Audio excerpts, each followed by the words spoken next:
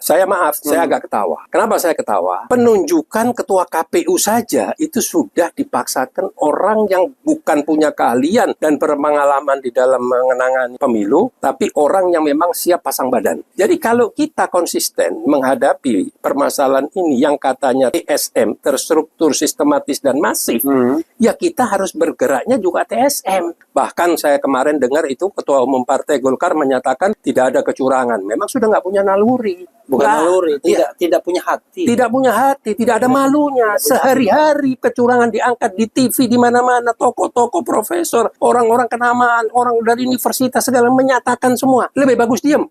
Dan sekarang tamu saya, tamu istimewa, itu Ketua Umum GNPF Ulama, Gerakan Nasional Pembela Fatwa Ulama dulu, Gerakan Nasional Pembela Fatwa MUI. Tapi beliau juga Ketua Majelis Syuro. Ketua Majelis Syuro di Persaudaraan Alumni 212, PA 212. Nah, dan co-captain di Timnas Amin. Ya. Assalamualaikum warahmatullahi wabarakatuh. Assalamualaikum warahmatullahi wabarakatuh. Makasih Syekh ya. Sama-sama. Jadi Syekh sudah datang ke sini karena ini memang spesial Ramadan dan harus malam hari. Betul. Silakan saya. Ya, alhamdulillah, terima kasih. Oh iya, saya minta tausiah dulu maksud saya sebagai GNPF Ulama, sedikit tausiah. Ya. Ya, jadi kita sebagai umat Islam memasuki bulan suci Ramadan ini, karena bulan suci Ramadan saya juga ingin mengucapkan selamat bulan suci Ramadan, syahrul syam, syahrul ibadah, yaitu hari atau bulan-bulan yaitu untuk bulan suci dan bulan-bulan untuk ibadah. Kami mengajak semua lapisan masyarakat yang sedang menjalankan ibadah puasa, benar-benar menjalankan ibadah puasa lebih daripada tahun-tahun sebelumnya, dan meningkatkan ibadah-ibadah dari mulai yang wajib sampai yang sunnah. Tingkatkan, karena kita dalam perjalanan dari Ramadan yang sebelumnya hingga Ramadan yang sekarang ini pasti banyak kekurangan, banyak kesalahan, banyak dosa. Jadi dibayarnya harus dengan ibadah. Karena di bulan suci Ramadan ini segala amal ibadah kita dan permohonan kita insya Allah dijabah sama Allah. Karena Allah sendiri yang menyatakan bahwa di dalam bulan suci Ramadan ini adalah bulan suci, banyak manfaat diturunkannya kitab suci Al-Quran, ada malam Lailatul Qadar, dan Allah sendiri yang menyatakan bahwa seluruh amal ibadah untuk hambaku, tapi untuk amal ibadah puasa di bulan suci itu adalah untuk aku. Oke. Ya, luar biasa. Syekh, ini kan kalau ini lagi-lagi berbeda ya. Kalau saya yang hari kedua ini ya. Saya hari kedua. Hari kedua. Betul, ya? hari kedua. Jadi yang Selasa ya. Yang Selasa. Betul. Kenapa saya itu yang Selasa? Sementara ada yang Senin gitu ya. Jadi konkretnya saya menjalankan ulil amr, ikut pemerintah. Karena apa saya menjalankan ini memang itulah saya dalam filosofi hidup saya, di mana pemerintah menjalankan semuanya dengan benar, sesuai dengan kaidah, sesuai dengan aturan, yaitu melakukan isbat yang dilakukan oleh orang-orang yang punya pengalaman dan sudah selalu bertahun-tahun. Jadi saya lihat ini isbat dijalankan dengan baik, tanpa ada kecurangan, tanpa ada manipulasi. Ya kita harus ikut. Ya gitu. Karena kebetulan saya selaku Dewan Masjid Indonesia di Tebet, dan saya juga kebetulan ketua DKM salah satu masjid di Tebet juga. Ya, jadi ikut pemerintah itu boleh selama nggak curang. Selama nggak curang, tidak dimanipulasi, tidak disiasati. Mengarah-ngarah. Saya kadang-kadang gini, negara ini seperti tidak adil ya dengan orang seperti Syekh ini. Banyak sekali yang namanya istilahnya dicap ya. Wah ini radikal dan lain sebagainya. Seolah-olah orang selalu dengan istilahnya three pillars ya. Three pilar ya? Ya, three pilar itu selalu dicap sebagai orang yang radikal dan selalu ini kadrun dan lain sebagainya kan. Dan seolah-olah barang haram di Republik Indonesia ini. Orang melanggar FPI, PA 212, GNPF Ulama plus HTI kan gitu. Betul. Tapi kok saya bisa masuk ke dalam Timnas Amin? Oh jangan-jangan ditambah, wah ini makanya bahaya nih kalau Amin menang itu ada Syekh Yusuf Martak di dalam ya. Coba apa pembelaannya Syekh kalau begitu? Jadi begini, Bung Revi. Dan kenapa juga Anies Baswedan kemarin melibatkan Syekh ke dalam Timnas sebagai co-captain lagi? Jadi gini, dari pertanyaan tadi kan jelas. Iya. Stigma-stigma yang sudah Oh ya, disematkan. stigma. Ya, Saya tadi iya. mau stigma. Ya. Ya, stigma-stigma yang disematkan pada umat Islam, khususnya yang kita yang selalu berjuang di jalan Allah, berjuang di jalan agama dan membela bangsa dan negara, ingin menyelamatkan bangsa dan negara ini dari keterpurukan. Dan kita konsisten dari 2014. Iya. Tidak pernah kita berada di koalisi, kita selalu oposisi karena kita sudah mengkaji dan sudah melihat banyak sekali proses-proses penyimpangan yang dilakukan di negara Republik Indonesia. Iya. Makanya saya tidak segan-segan. Saya pernah di dalam YouTube saya menyatakan kalau orang bilang saya kadrun, saya raja kadrun.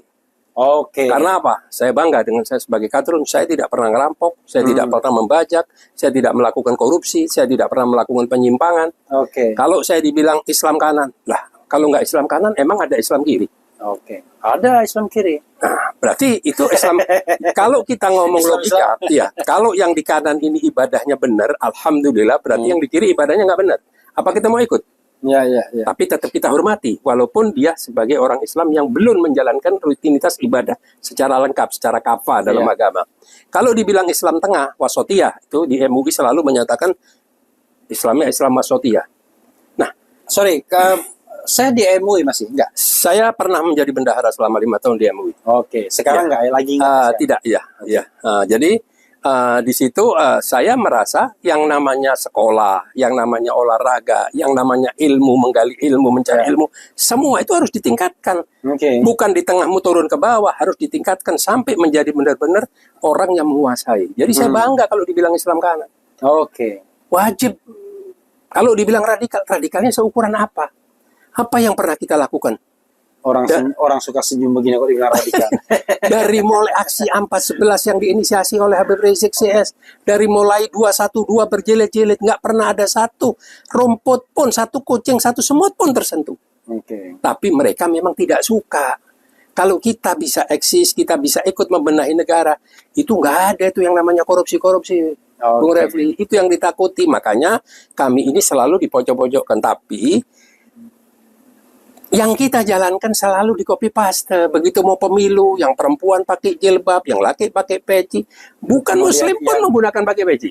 Ya, lalu kemudian yang tadinya hajinya nggak pernah dipakai, tiba-tiba dipampang. Dipakai, semua jadi haji dadakan. Haji dadakan. Mendatangi pondok pesantren. Bila perlu haji di bulan di bulan Sa'ban. Sepanjang tahun bisa haji selama kepentingan politik. Nah, mendatangi pondok pesantren, mendatangi sekolahan, mendatangi majelis-majelis taklim, pura-pura alim semua. Nah, ini apa saya bilang? Kok memberikan percontohan pembelajaran kepada negara ini, kepada rakyat ini kok tidak jelas. Itulah yang makanya kita alhamdulillah konsisten dan hari-hari ini banyak yang mulai sadar, tokoh-tokoh. Ya saya tidak tahu karena mungkin dia sudah tidak ada hubungan yang harmonis, ya kan, yang tadinya di projo sudah pindah dan lain sebagainya. Allah semua buktikan. Jadi kita tetap insya Allah tidak akan bergeser. Itu. Sebelum ngegas ke soal politik kalau bulan puasa seperti ini biasanya apa yang dilakukan untuk diri dan keluarga itu? Mungkin bisa kasih contoh juga ini sobat era sekalian. Ya, jadi gini, kalau berangkat semua dari diri kita dulu, Bung Refli. Ya, saya memang hubungan saya dengan keluarga itu selalu alhamdulillah dekat. Hampir setiap hari. Mohon maaf, ini karena ini Ramadan nggak apa-apa kita tanya keluarga. Putra berapa sih? Saya kebetulan alhamdulillah putri semua 4. Oh, kayak Habib Rizik ya? Iya. Tapi Habib Rizik 7. 7, Masya Allah. Menantu? Menantu 2, alhamdulillah. Cucu baru 2, alhamdulillah. Cucu 2. Alhamdulillah 2. Lucu sekali. Alhamdulillah, dan wanita semua. Waduh. Luar biasa. Kalau Habib Rizik, cucu laki-lakinya ada? Waduh, banyak. Iya, Masya Allah. Jadi apa yang dilakukan? Dan diantara 4 ya? 4 putri. 4 putri itu masih satu rumah atau lalu udah pisah? Semua satu rumah. Oh, semua satu rumah? Semua satu rumah. Di daerah tempat ya? Di daerah tempat. Saya nggak mau kesepian soalnya di rumah. Jadi apa yang biasa dilakukan? Jadi yang saya lakukan hari-hari itu, setiap malam saya selalu setelah pulang, kita ngobrol sampai larut malam, jam 11, 12, dan lain sebagainya. Hari-hari libur, kita pergi bersama keluarga setiap hari Minggu. Nah, di dalam bulan suci Ramadan, karena saya sebagai orang laki, meningkatkan amal ibadah lebih banyak di masjid, 5 waktu dan lain sebagainya, maka kita arahkan agar keluarga kita yang di rumah juga menjalankan sholat tepat waktu, menjalankan sunnah qobliyah sebelum sholat wajib, sholat ba'diyah setelah sholat wajib, dan mengaji kitab suci Al-Quran, diusahakan hatam yang tadinya mungkin tidak pernah hatam atau setengah hatam, harus hatam Quran, meningkatkan amal, infak, sedekah, sampai nanti kalau sudah masuk hari 10, semua anak saya itu bekerja mengeluarkan data-data tahun lalu. Oke. Untuk infak, sedekah, zakat, semua didata semua, dan harus mencari dari mana sumber duitnya. Jadi saya kalau sudah mendekati bulan puasa ini kayak orang kalap, Bung Ref. Oke, itu untuk zakat ya, itu Iya, zakat mal ya. iya, karena diharapkan kan sudah bertahun-tahun di seluruh, kan kita penyebarannya itu boleh dikatakan ya setengah nasional lah. Ke beberapa daerah ada. Jadi mereka kalau terlambat ini sudah bingung, sudah panik. Nah, jadi itulah aktivitas-aktivitas, dan setelah kami punya masjid, ya udah buka bersama, sahur bersama di masjid semua. Oke, masjid pribadi itu, Iya, karena Allah lah gitu. luar Iya. biasa. Jadi anak-anak saya Di pun daerah ikut Tebet juga. di daerah Tebet. Bisa Jadi dibayangkan, masjid pribadi di daerah Tebet. Jadi itu masjid pribadi itu yang sholat siapa aja? umum. Tetapi anak yang perempuan ikut sholat juga karena Iya. dekat. Jadi gini, Bang Refli, Iya. kita ini sebagai manusia, sebagai umat Islam, Iya, boleh membangun masjid. iya. Setelah masjid itu selesai dikerjakan, Untuk selesai, berarti kita sudah tidak menjadi pemilik. Iya, untuk umat, Kita adalah khadimun, pelayan. pelayan. Kita tingkatkan, kita Dan menjadi nggak pelayan boleh, masjid. nggak boleh melarang orang sholat. Nggak boleh, nggak boleh. Harus melayani, Siapapun, harus melayani. kecuali tidur di masjid, itu boleh dilarang.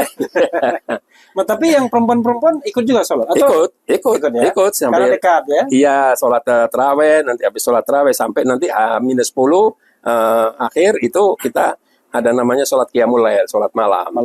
Nah, itu Malam di sampai masjid sahur juga? di masjid 10 malam terakhir? 10 malam, dan ini alhamdulillah ada beberapa imam kebetulan dari luar negeri juga ada. Oke. Iya, untuk inilah memberikan spirit supaya imamnya Dari kan mana? dari Yaman ini yang sekarang. Oh, ini. iya. Kalau yang kemarin dari Maroko. Oke, saya Iya. pikir dari Inggris. Enggak. Gitu. Atau dari Belanda. Iya. Luar biasa ya. Dan itu kalau udah hari 10 terakhir ya sudah meninggalkan rumah. Oke, jadi gini. Istilahnya udah itikaf di masjid total itu udah. Jadi saudara sekalian, Syekh Yusuf ini itu contoh yang mungkin agak sempurna. Kalau sempurna kan milik Allahu Allah, kan? Akbar.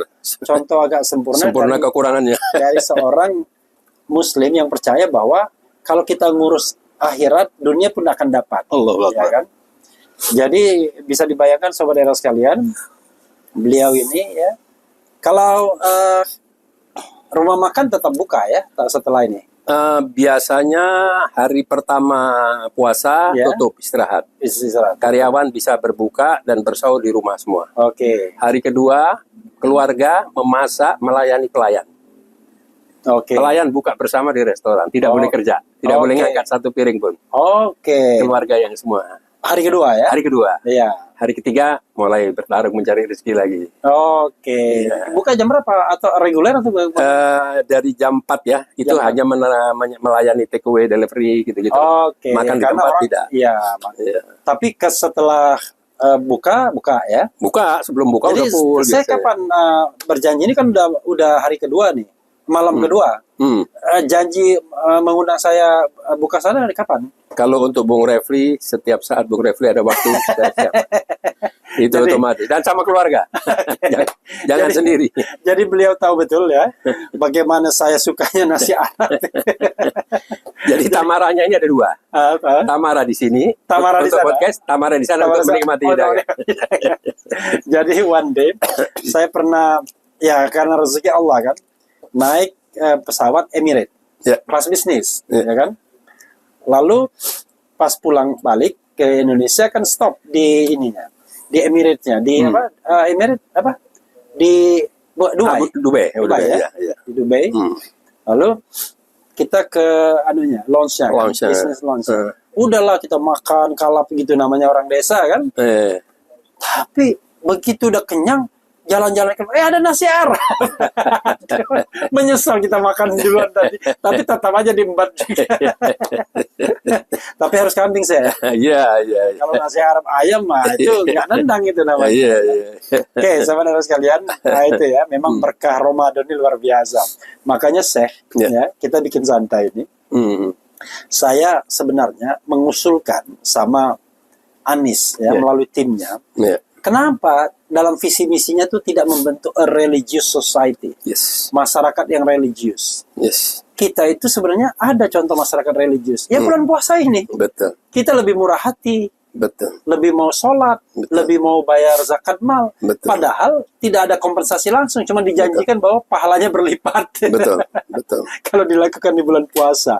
Nah, coba bayangkan kalau sepanjang tahun kita masyarakat kita religius, tidak ada orang yang kelaparan kan? 40 rumah kanan kiri dan belakang kita caring each other kan. Sayang sekali ya tidak ada paslon yang membunyikan religious society karena mungkin kalau datang dari 01 mungkin wah ini mulai mau menganan sekali kan. Kalau datang dari 02 dan 03 nggak mungkin. Padahal saat kampanye yang paling akbar itu adalah bulan suci Ramadan. Iya kan? Luar biasa. Mestinya benar, setuju. Kita urusan dunia saya setelah urusan akhirat. Tapi by the way, kalau kegiatan sehari-hari bisnis kan? Ya, gitu-gitulah sudah agak kurang ya anak-anak saya yang jalan. Tapi anak yang melaksanakan ya. Oke. Saya tidak mau tanya bisnis apa aja. Tapi keluarga Martak ini paman ya yang menyerahkan Pegangsaan Timur 56. Itu tanah dari keluarga Martak, paman dari Syekh Yusuf Martak ya. Paman. Bentuk rumah ya. Sekitar 10.000 meter lah kurang. Oke, jadi di tanah Pegangsaan itu yang sekarang jadi museum ada patung Soekarno-Hatta. Itu milik keluarga Martak. Paman beliau 10.000 meter persegi dihibahkan untuk negara. Luar biasa ya. Jadi kalau kita omon-omon soal memberikan sesuatu pada negara, beliau ini sudah melakukan keluarga beliau. Sebagai co-captain ya. Co-captain bidang apa? Keumatan ya? Saya bagian keumatan dan ulama. Oke. Jadi cakupan yang paling berat selama kampanye ya termasuk saya keliling daerah terus. Saya justru ingin tanya prosesnya. Ya. Tidak ingin tanya bagaimana hasilnya. Soalnya hasilnya ya tentu kita punya persepsi yang kurang lebih sama lah, kita kecewa dan lain sebagainya. Waktu kemarin menjadi co-captain di bidang keumatan ini, apa saja yang dilakukan, perjalanan dan lain sebagainya? Pasti banyak ya keluar daerah. Sampai saya lihat kakinya sampai susah jalan. Gimana? Jadi gini, saya punya pengalaman 2019. 2019 itu bagaimana saya melakukan pendekatan kepada ketua BPN saat itu sebelum dilantik. Saya sudah mencari tahu kemana arahnya, visi misinya, tapi ya begitulah lagi-lagi. Nah, kedua, saat-saat kita menghadapi segala dinamika Pilpres saat itu. Ketua BPN itu Badan Pemenangan Nasional. Ya, 02 tahun 2019 Prabowo ya. Nah, jadi banyak hal-hal yang awal-awalnya kita ingatkan, kita berikan masukan, tapi nampaknya saat itu memang tidak mudah untuk diajak bicara, tidak mudah untuk diajak menerima masukan-masukan dan terlalu tertutup lah ya. Joko Santoso itu. Ya almarhum ya, tapi kan beliau kan ngikut apa kata yang menunjukkan begitu kan. Oke. Dan tim-timnya itu yang omon-omon ya. Ya, kurang lebih begitulah ya. Tapi itu kan sudah masa lalu. Nah, begitu saya mau diajak terlibat di Timnas Amin, yang saya sampaikan ini kalau saya diberi kepercayaan, bisa nggak ini tidak terjadi seperti 2019. Itu sebelum disampaikan dan belum dikukuhkan, tapi masih diundang, dipanggil satu-satu. Saat itu dihadiri oleh paslon, dua-duanya hadir, ya kan. Bahkan saya diberi kesempatan sama Pak Anies, Pak Yo ceritakan apa yang dikhawatirkan seperti 2019. Nah, saya sampaikan apa adanya. Dan awal-awal kita rapat Timnas, saya sudah beberapa kali mengingatkan, termasuk lakukan audit forensik. IT ya. Beberapa kali setelah itu akhirnya tim hukum membuat surat, tapi katanya tidak ada tanggapan. Tapi ya buat saya harusnya dikejar terus. Jadi awal-awal memang sudah. Dan saya juga sudah menyampaikan kalau kita punya program, kita punya operator, kita harus punya SDM. Iya kan? Nah, agar temuan yang akan dilakukan nantinya oleh tim hukum apabila ada kecurangan dan lain sebagainya, SDM-nya sudah mumpuni. Karena waktu 2019, saya yang 8-9 bulan sudah di daerah, Bung Refli. Melakukan edukasi, pembekalan, dan lain sebagainya. Tapi tidak dipakai. Nah, jadi orang yang kita rekrut, ya orang itu hanya mimpi saja, tidak pernah dapat mandat dan lain sebagainya. Nah, ini kejadian 2024, makanya banyak hal-hal. Jadi, saya justru pola berpikir saya, kita bukan menghadapi pemilu yang real, yang normal. Tapi kita memang sudah masuk di dalam konteks kecurangan dan ini permainan kasar. Kenapa saya bilang begitu? Jadi kalau seandainya kita mau kaget-kaget, ada kecurangan, ada pelanggaran, ditemukan kecurangan, ya saya maaf, saya agak ketawa.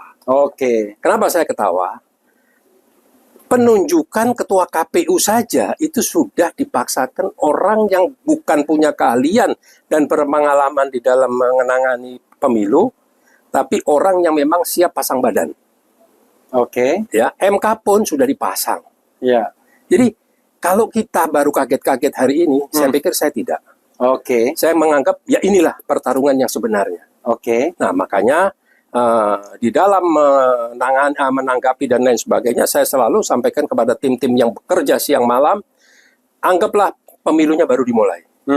Ya, nah, kecurangan demi kecurangan. Nah, yang kita permasalahkan sekarang bukan dari angka kekurangan, tapi adakah kecurangan atau tidak di dalam pemilu ini. Kalau kecurangan itu tidak bisa diukur dengan jumlah. Dengan angka. Tidak bisa diukur dengan angka. Sekecil apapun yang namanya kecurangan, ya sudah kecurangan. Berarti pertandingan itu sudah cacat hukum. Tidak fair. Tidak fair, ya kan? Nah, contoh seperti 2 bulan atau sebulan sebelum pencoblosan, saya sudah menyatakan bahwa kenapa kok kita diam? Diputuskannya, diberikan rekomendasi yang namanya tes kesehatan. Nah, karena apa? Di dalamnya ada calon wakil presiden yang di KPU usianya masih 40. Sedangkan di MK sudah diputuskan itu ada pelanggaran etik. Dengan diperbolehkannya usia 35. Nah, 36. Nah, lagi-lagi colongan. Akhirnya keluarlah DKPP, di KPU, yang juga menyatakan sama. Pelanggaran etik dan sudah yang ketiga kali. Nah, apakah ini masih mau diharapkan? Nah, jadi mau tidak mau dari ujung ke ujung. Nah, jadi kalau kita konsisten menghadapi permasalahan ini yang katanya TSM, terstruktur, sistematis, dan masif, ya kita harus bergeraknya juga TSM. Nggak bisa kita cuma satu-satu menanggapi ini kecurangan, nggak bisa. Nah, mau dibawa kemana ini? Nah, seperti pengalaman 2019, begitu masuk di MK, keputusannya hanya cuma digedok, selesai. Nah, mudah-mudahan ini nanti tahap-tahap yang sudah dilakukan ini benar-benar mempunyai kekuatan hukum yang bisa benar-benar membuktikan. Dan alhamdulillah di saat itu, beberapa waktu lalu pernah dipresentasikan dan saya lihat Bung Refli juga memberikan masukan-masukan dan insya Allah mudah-mudahan lah, dalam arti kata kita bukan mempermasalahkan kalah menang, tapi ini hak rakyat yang menyampaikan aspirasinya, suaranya di dalam pemilu harus dilindungi. Dan siapa yang harus melindungi? Orang yang memang benar-benar punya kepentingan yang paling dirugikan, yaitu paslon 01 dan paslon 03. Nah, barulah nanti kita-kita ini semua akan membackup tanpa reserve selama orang yang dirugikan atau orang yang tadinya kita usung, kita bela, kita ini benar-benar ada di barisan terdepan. Tidak perlu ada keraguan-raguan, tidak perlu ada ketakutan dan lain sebagainya. Bukan bernegosiasi ya? Ya, kalau negosiasi kita lebih jago negosiasi. Kita nggak butuh negosiasi. Karena kalau 2019 tiba-tiba timbul tenggelam bersama rakyat, tiba-tiba masuk dia. Dan pola seperti itu kan sudah diomong-omongkan ya. Iya. Gitu. Jadi kalau saya sudah tidak berharap ya, Bung Refli ya, bahwa ya teman-teman kan manusia kan pola berpikirnya beda-beda ya kan. yang menyatakan kenapa tidak punya kesadaran, apakah senang dengan kemenangan yang didapatkan dengan kecurangan. Loh, ini kapan lagi bisa menang kayak gini dia? Loh, dengan dia berpasangan dengan anak presiden itu 99,9% dia akan menikmati kecurangan. Iya. Bahwa dia akan menang apabila berpasangan dengan anaknya presiden. Titik. Bukan